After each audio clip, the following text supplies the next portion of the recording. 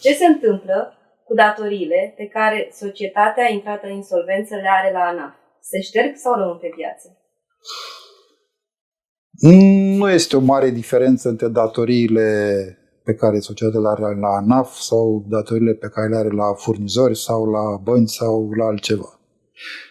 Odată ce sunt înscrise în tabelul definitiv al creanțelor, acele datorii din activitatea curentă sunt plătite printr-un plan de reorganizare și există posibilitatea ca o parte din ele să fie șterse dacă creditorii sunt de acord și este prevăzut acest lucru în plan, sau există posibilitatea ca societatea, cealaltă variantă de fapt este ca societatea să intre în faliment și din activele pe care le are, din datoriile pe care le recuperează de la terți, să poată să-și plătească o parte din datorii.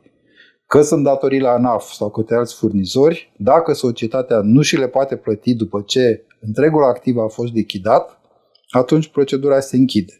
Există posibilitatea ca în urma verificării modului în care societatea a intrat în insolvență să fie atrasă răspunderea factorilor de decizie din acea perioadă care au provocat insolvența. Dacă este așa, datoriile acestea, integral sau parțial, depinde de cum este demonstrat că au fost alocate pe cei responsabili, vor merge mai departe pe persoană fizică către persoanele identificate ca fiind responsabile de către instanță. Dacă nu, acele datorii vor rămâne șterse, compania se radiază sau, dacă nu se radiază și își urmează planul de reorganizare, acele datorii care nu au fost plătite prin plan sau, de fapt, care au fost șterse din plan și nu vor mai fi plătite vreodată. Dar, din experiență, datoriile la ANAF printr-un plan de reorganizare s-au șters vreodată?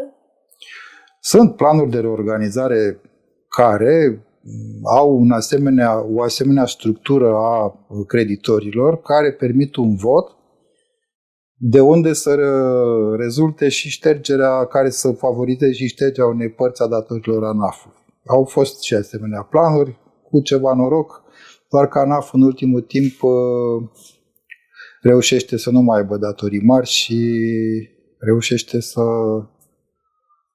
își cam încaseze banii din proceduri.